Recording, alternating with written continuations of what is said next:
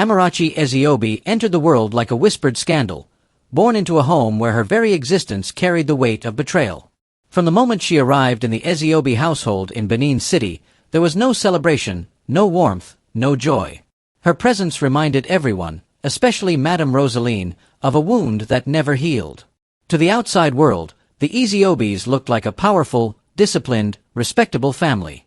But behind closed doors, Amarachi's childhood became the silent battlefield where years of resentment played out. Before we continue, my channel Dreams is having a $200 giveaway to celebrate our subscribers. I can hardly believe so many people are interested in these stories. To participate, it's simple. Subscribe to the channel, hit the notification bell, like this video, and leave a comment telling me where you're watching from, a little about yourself, or share a beautiful story. I'd love to know who you are. Now, let's get back to the story. Madame Roseline Ezeobi was known throughout their community as a woman of structure and fire, someone who demanded order and obedience.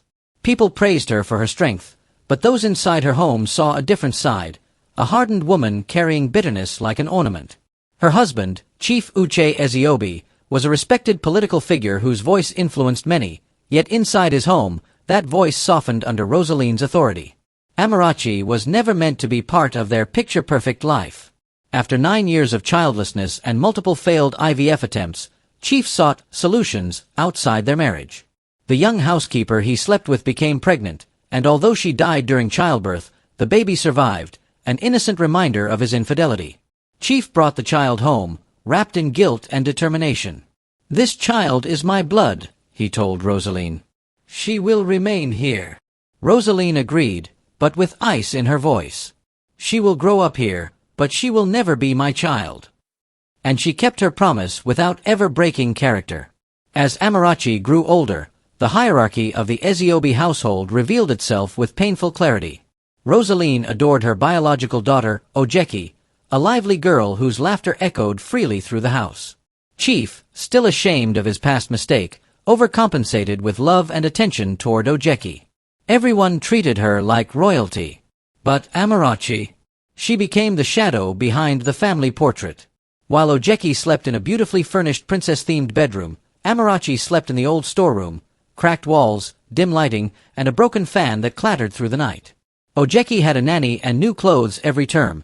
Amarachi scrubbed floors, washed plates, and wore faded hand-me-downs. If Ojeki misbehaved, Amarachi was punished. If Amarachi cried, Roseline accused her of seeking pity. If she dared to smile, someone reminded her she had no right to. Yet, despite the harshness surrounding her, Amarachi carried something the others did not, a quiet resilience. She learned early that pain could either break a person or build them. In her silence, she grew stronger. In her suffering, something inside her began to harden, not into hatred, but into determination. She didn't know it yet, but this inner strength would one day make her the center of a story that shook the same people who tried to bury her spirit. If home was a battlefield, then school became the only place where Amarachi could breathe. At Uniban Staff School, she was no longer the forgotten child hidden in the storeroom. She was the girl whose hand shot up first in class, the girl teachers called upon when other students got confused, the girl who collected awards without anyone at home even noticing. Her notebooks were always neat, her handwriting sharp, and her answers precise. While most children dreaded Monday mornings, Amarachi counted down to them. School meant freedom. It meant she didn't have to scrub floors before dawn. It meant she could sit among classmates who didn't know her as the mistake child. It meant she could be someone. Her teachers noticed. They admired her discipline, her intelligence, and her hunger to learn. Among them was Mrs. Ighodaro, a woman with soft eyes and a voice that carried warmth everywhere it went. She often kept Amarachi behind after class, not to punish her, but to ask how she was coping. One afternoon, after Amarachi scored the highest in a mathematics test, Mrs. Ighodaro quietly handed her a small wrapped gift, a blue pen. "This is for excellence," she said gently. "Sometimes God sends his strongest children into the hardest homes. You will rise beyond this place, Amarachi." "I know it." Those words sank into Amarachi's heart like seeds planted in fertile soil. Someone believed in her. But the more her confidence grew at school, the more tension built at home. Roseline despised anything that made Amarachi shine. Ojeki became irritable whenever Amarachi brought home certificates from school, especially when their teachers called the house to praise her performance.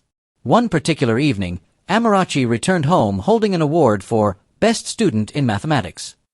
She stood quietly in the living room, hopeful that maybe, just maybe, someone would say, "Well done." Roseline didn't even look up from her phone.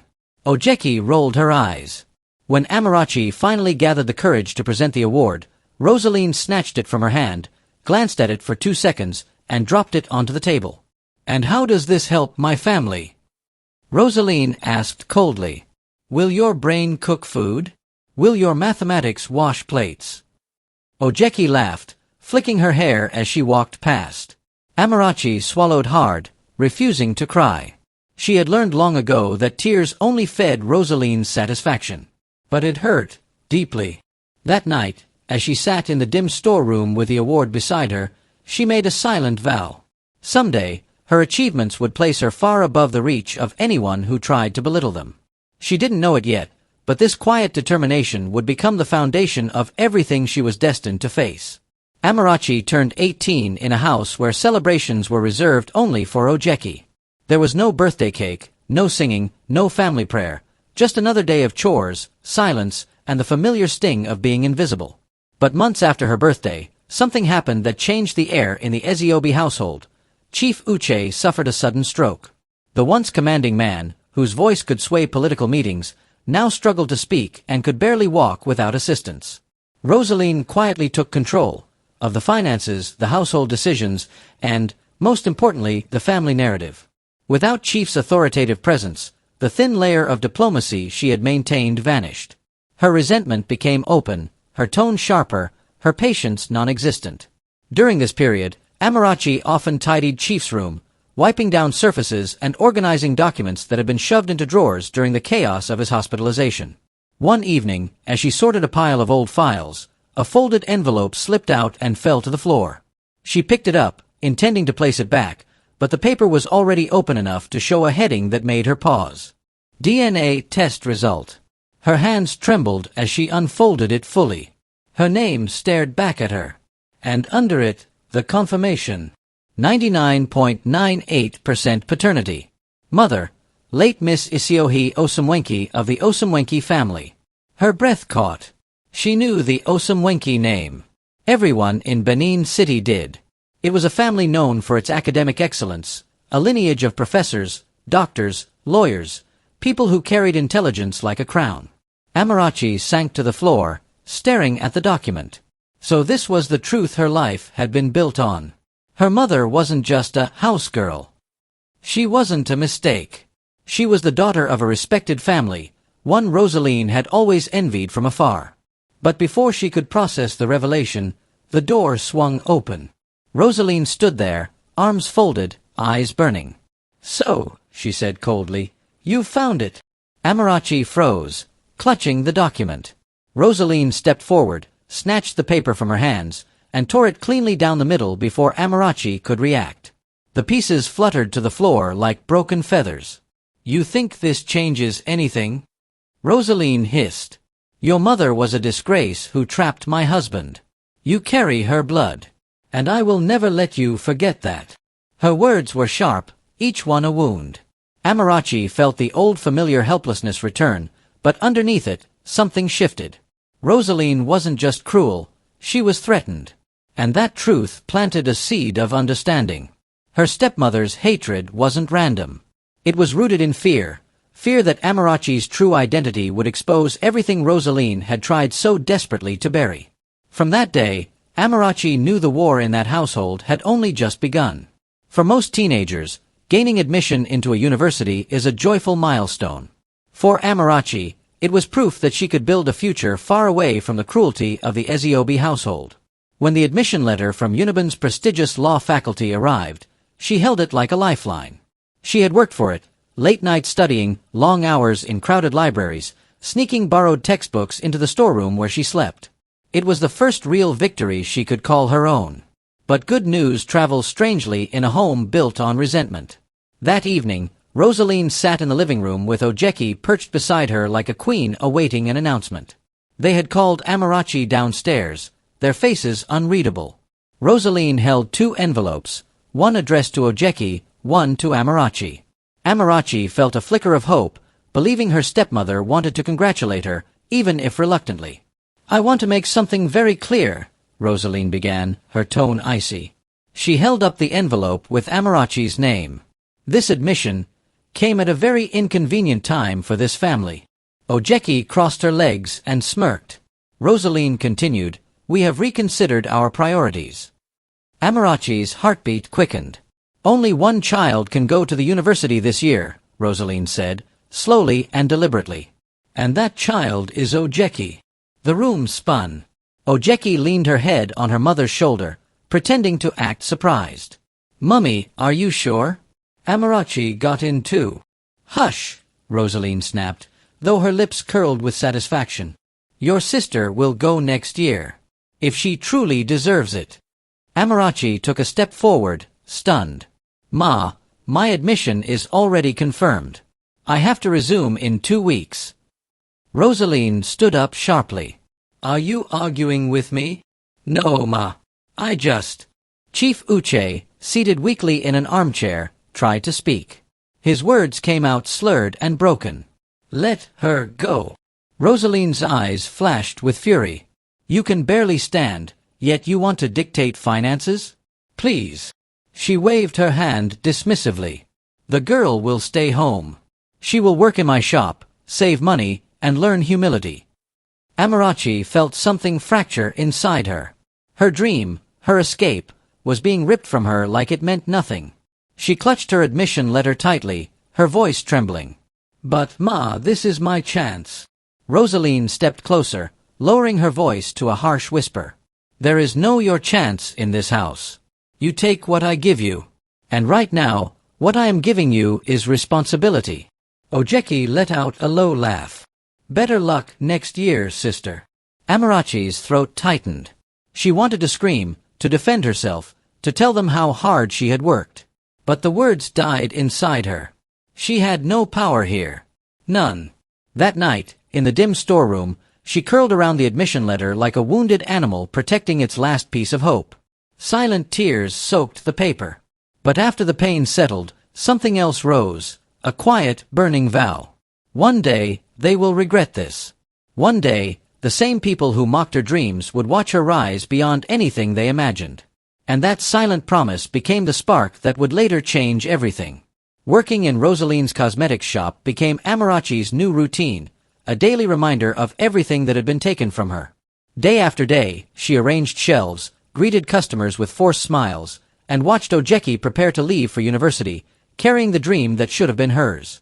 Before I continue, I want to mention that MY Channel Dreams is having a $200 giveaway to celebrate our subscribers. I can hardly believe so many people are interested in these stories. To participate, it's simple. Subscribe to the channel, hit the notification bell, like this video, and leave a comment telling me where you're watching from, a little about yourself, or share a beautiful story. I'd love to know who you are. Now, let's get back to the story. The shop was located on a busy street in GRA Benin, surrounded by boutiques, bakeries, and offices. Most customers barely noticed Amarachi beyond giving her instructions. She blended into the background, silent, diligent, invisible. But one afternoon, everything shifted. A young man walked into the store wearing a simple shirt and dark trousers, carrying an air of calm confidence. His name was Barrister Emeka Adebayo, a rising lawyer from Lagos who occasionally traveled to Benin City for pro bono cases. He greeted Amarachi with a warm smile before asking for shaving cream. As she handed it to him, he noticed the book partially hidden beneath the counter. Criminal Justice in Nigeria. "You like law?" he asked, genuinely surprised. Amarachi hesitated, unsure whether she had the right to engage in such a conversation. "Yes, sir. I wanted to study it at Uniben." He raised a brow. "Wanted to? What happened?" She lowered her eyes. "Plans changed." Emeka didn't press further. Instead, he smiled. "Well, that's a good book.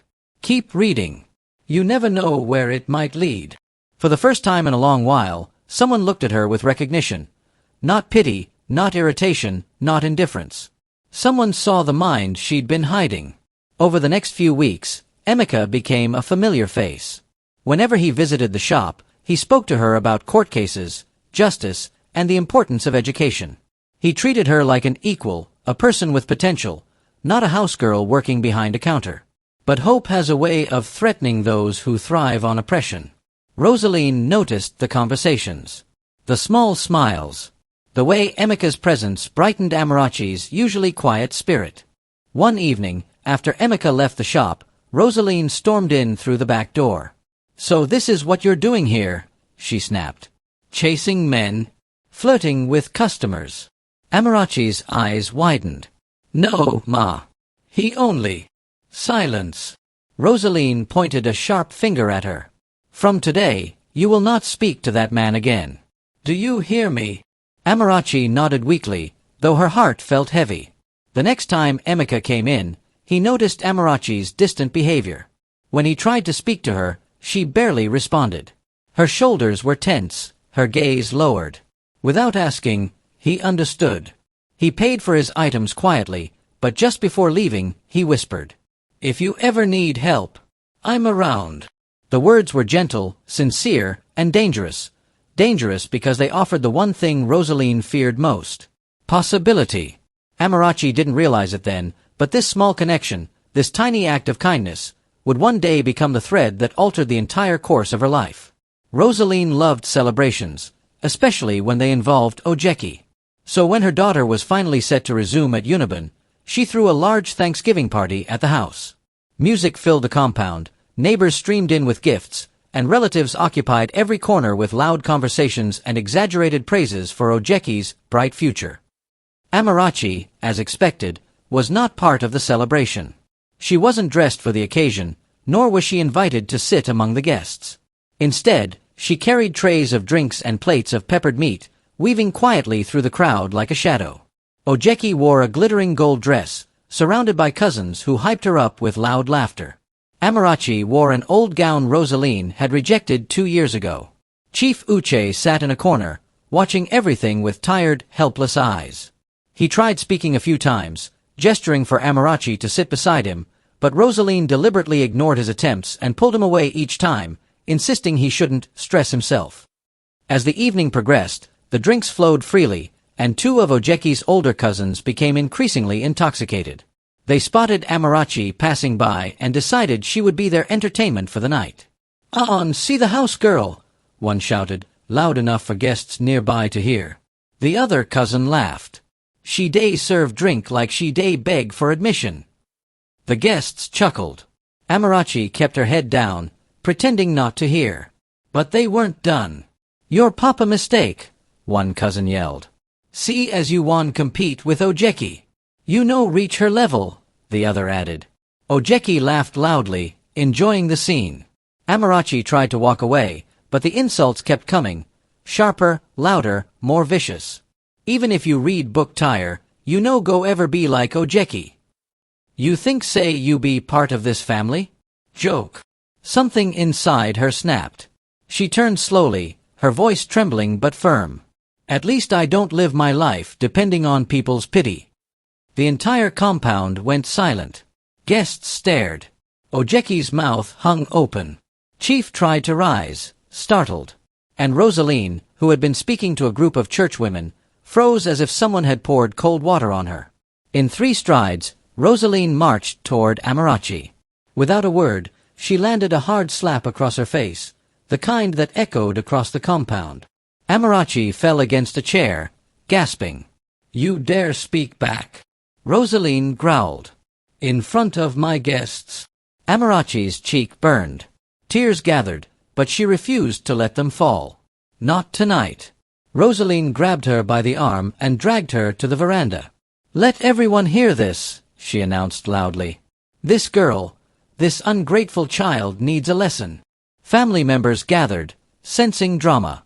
Phones came out. Ojeki folded her arms, grinning. Roseline pushed Amarachi forward. "From today, you will understand your place in this life. You insulted your elders? Fine. I will teach you humility." Amarachi's heart pounded. She didn't know what Roseline would do, but the look on the woman's face chilled her. Roseline smiled, a cold, triumphant smile. Then she announced the decision that would derail the course of Amarachi's life forever. Since you want to behave like you have options, let me give you one. You will be married off. And not to any ordinary man. She paused dramatically, enjoying the tension. You will marry a Comatose lawyer in Lagos. That is the kind of husband that suits your worth. Gasps erupted. Ojeki burst out laughing. Chief tried to stand but stumbled back into his chair, tears streaming from his eyes. Amarachi stood frozen, her body trembling. Mummy, please, no. But Rosaline's voice thundered over her pleas. Prepare yourself. The wedding will be arranged immediately. And just like that, with one sentence spoken in front of an entire audience, Roseline shattered Amarachi's world. The compound remained silent long after Rosaline's words sliced through the air. Guests stared at Amarachi as though she were a criminal receiving judgment. Some whispered to each other, some recorded the moment with their phones, and others simply looked away, uncomfortable but unwilling to intervene. Ojeki stood proudly beside her mother, arms folded, her face glowing with cruel delight. To her, this was entertainment. To Amarachi, this was the end of everything she had ever dared to hope for. Roseline, this is too much, one aunt muttered from the back. Roseline shot her a sharp glare. If you don't understand discipline, please remain silent. Another uncle attempted to speak up. Marriage. To a man in the hospital. Yes, Roseline snapped. A man who cannot move, cannot speak, and cannot cause trouble. The perfect match for a girl who thinks she can talk back to elders.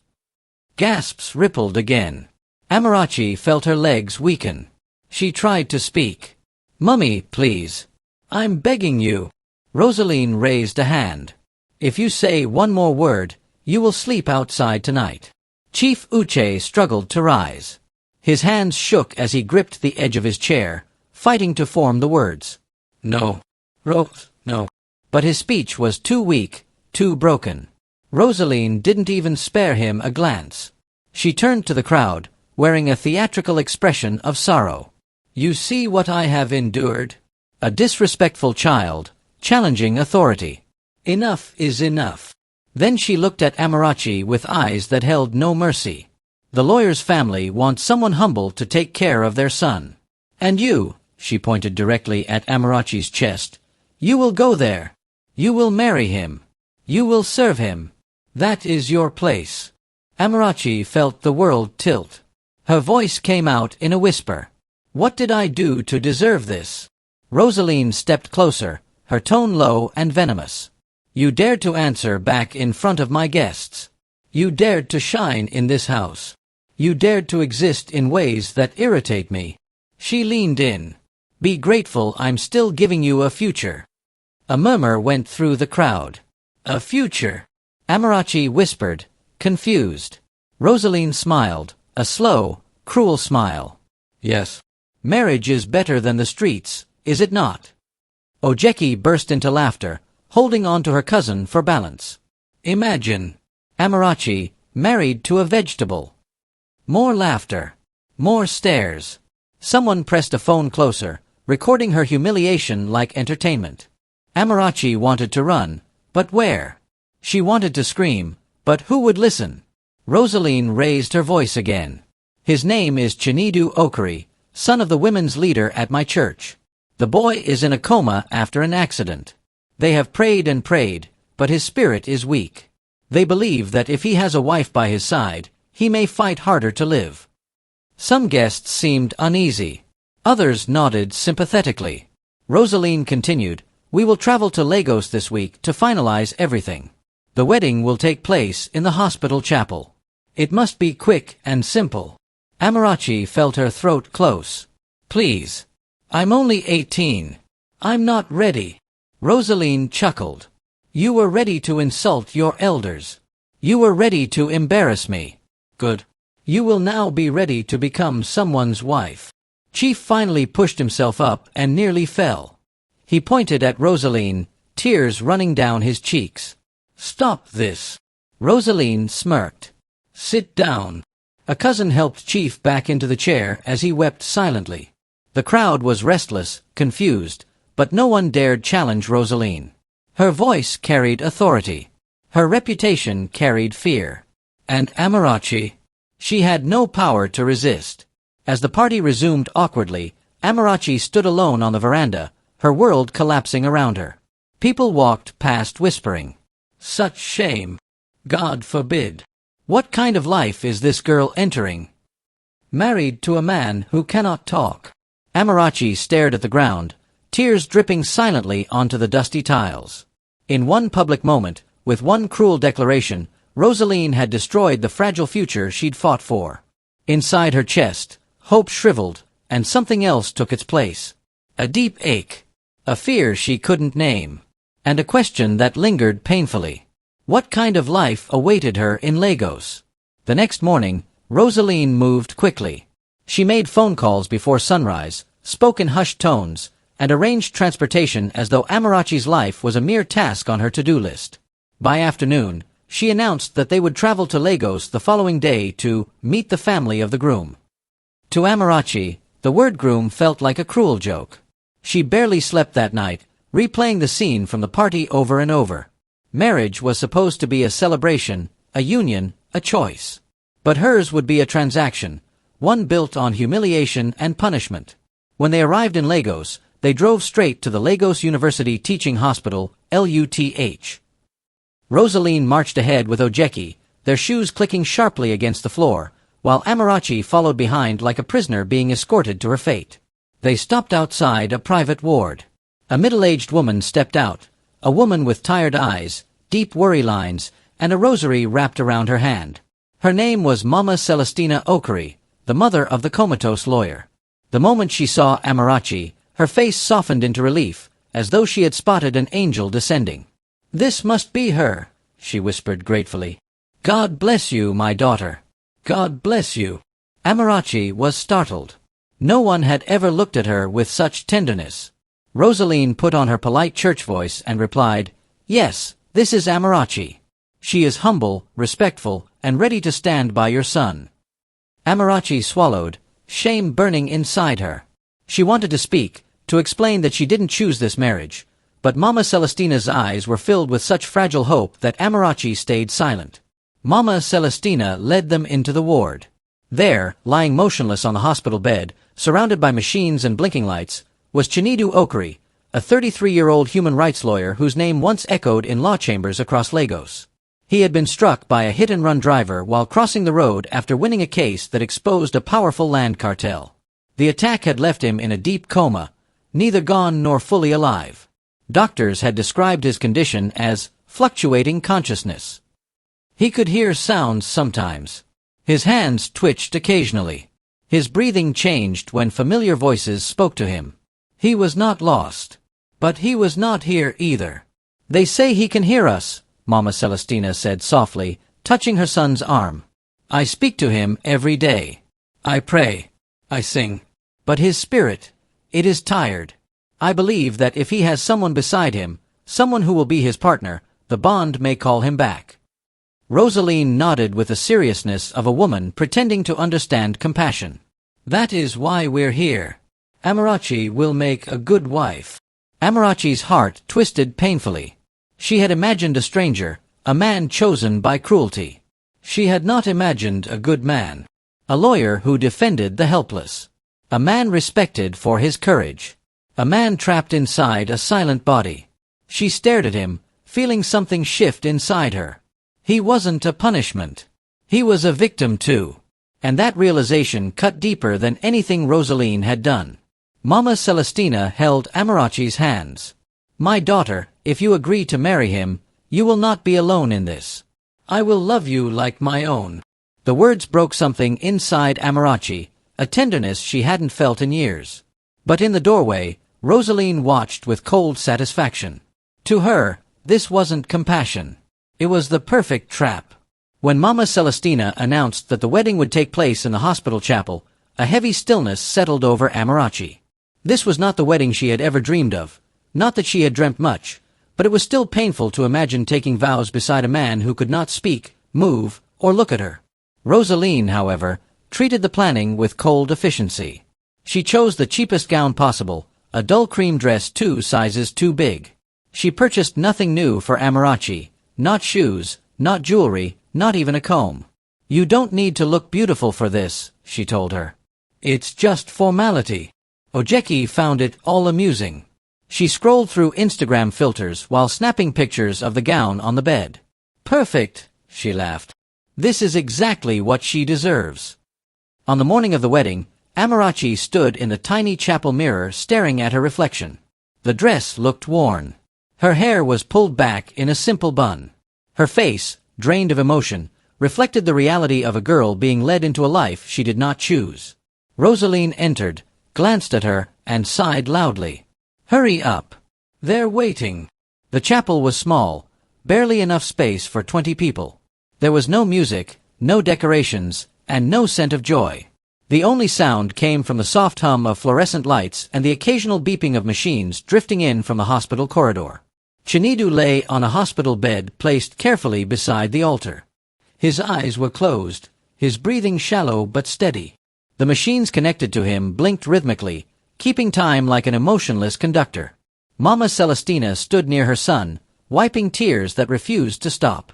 She reached out to Amarachi when she approached, squeezing her hands. "Thank you, my daughter. Thank you for being here." Amarachi nodded quietly. Her throat tightened.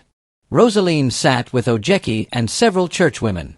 They whispered among themselves, some pretending to be sympathetic, others enjoying the spectacle.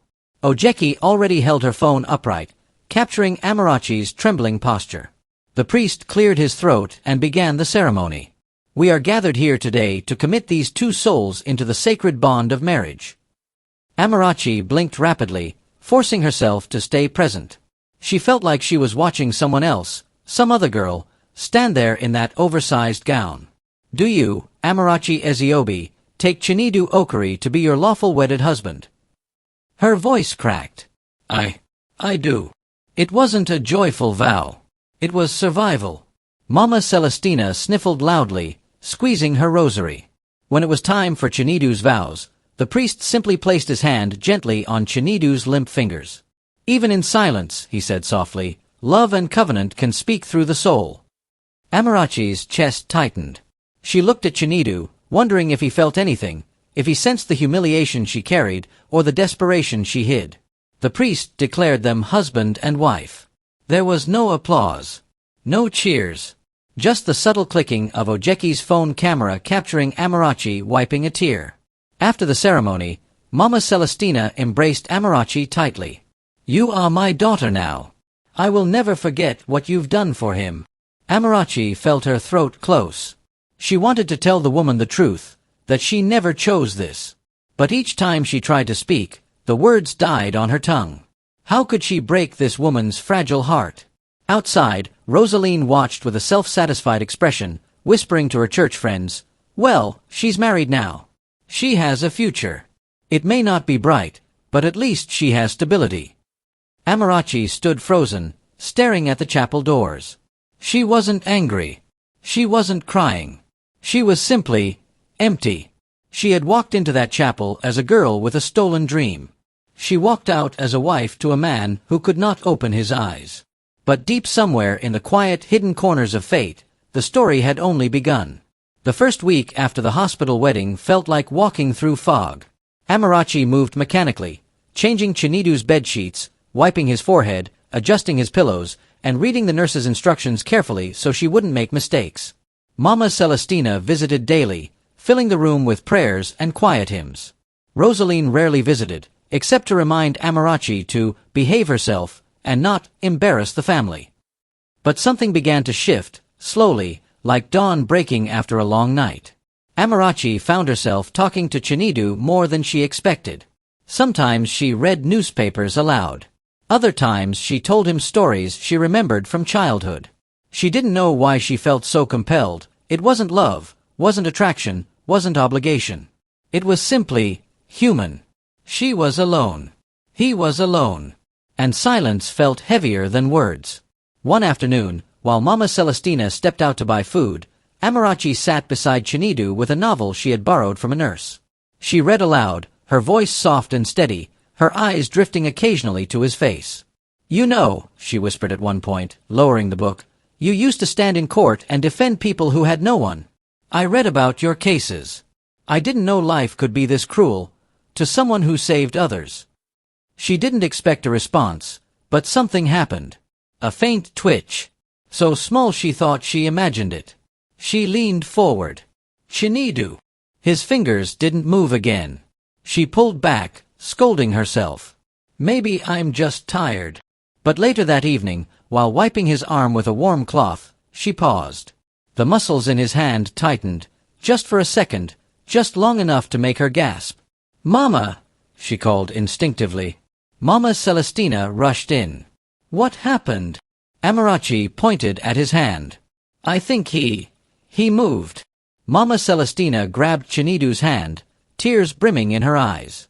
She whispered a prayer, her voice trembling. "Father, let it be a sign." The movement didn't happen again that night, but neither woman slept peacefully. Amarachi lay awake on the caregiver's cot in the corner of the room, replaying the moment over and over. It wasn't a coincidence. It couldn't be. Over the next days, more tiny changes followed. When Amarachi spoke, the monitor sometimes beeped slightly faster.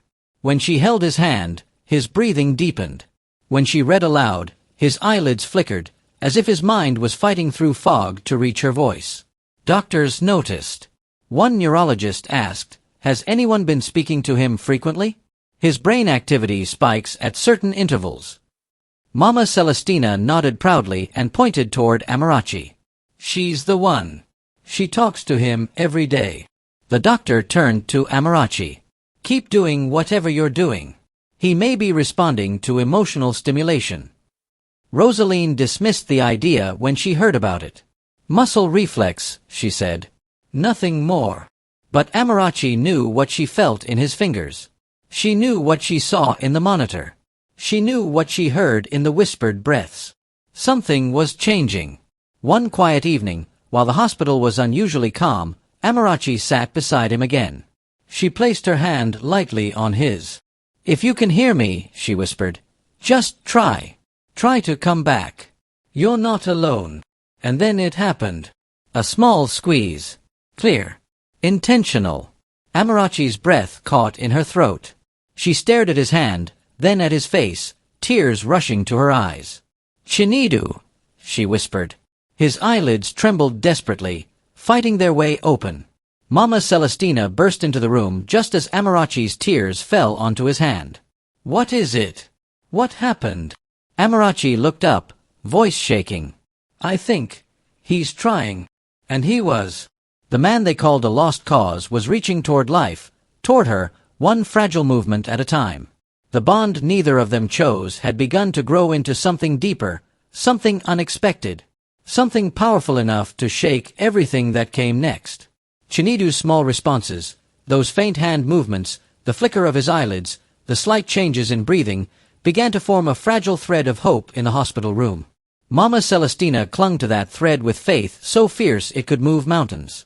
Amarachi clung to it quietly, tenderly, unsure whether she was witnessing a miracle or simply imagining one. But Roseline, she saw something very different. She saw danger. She saw loss of control. She saw her plans slipping through her fingers.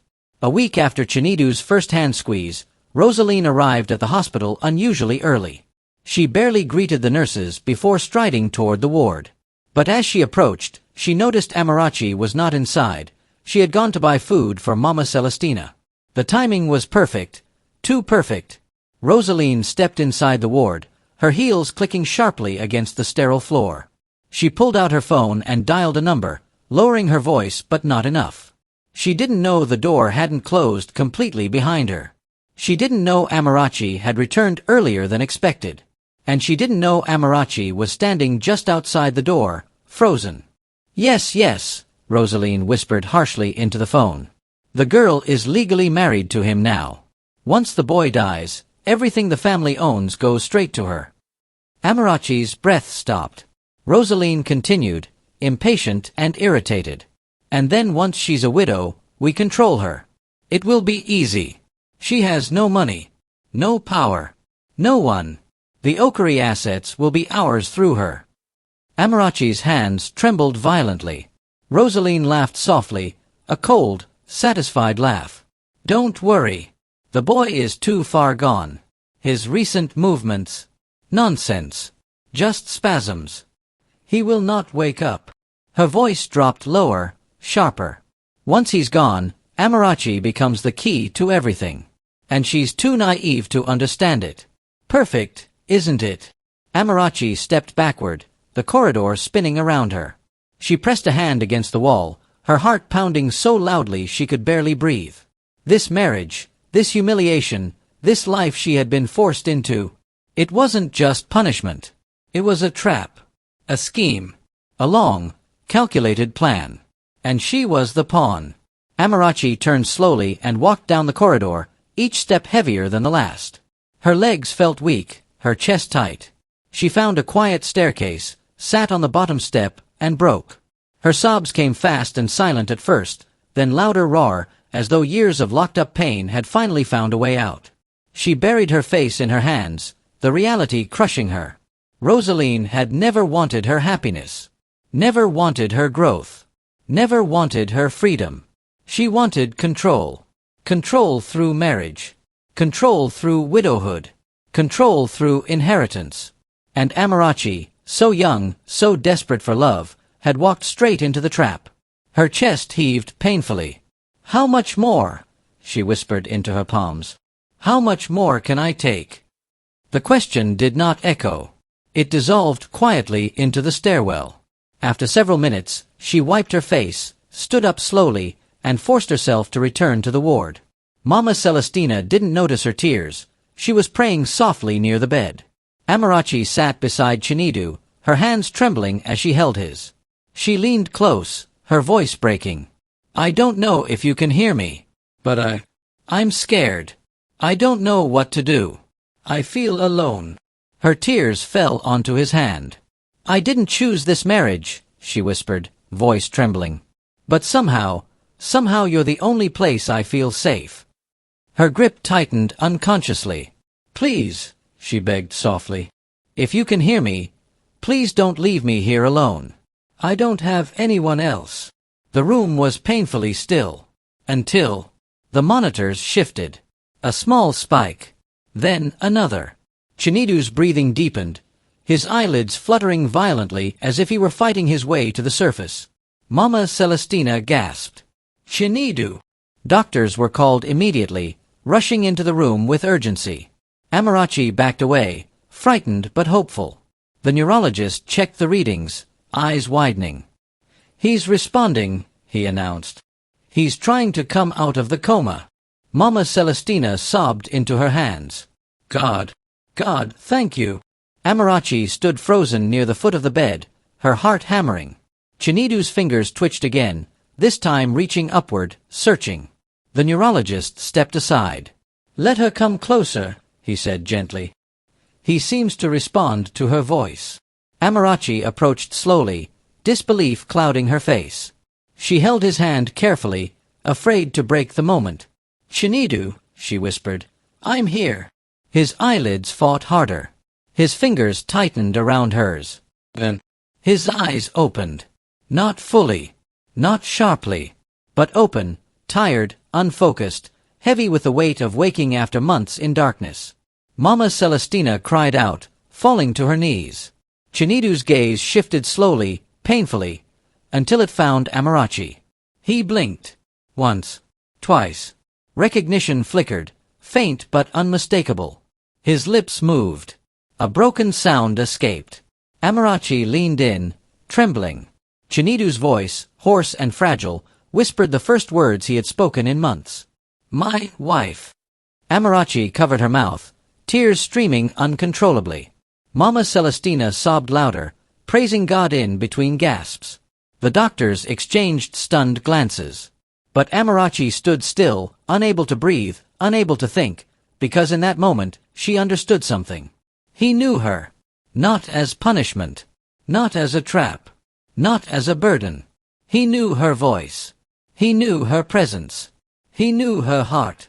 And with that single raspy word, he shattered Rosaline's entire plan. The man they all believed would never rise again had opened his eyes and chosen her as the first thing he saw.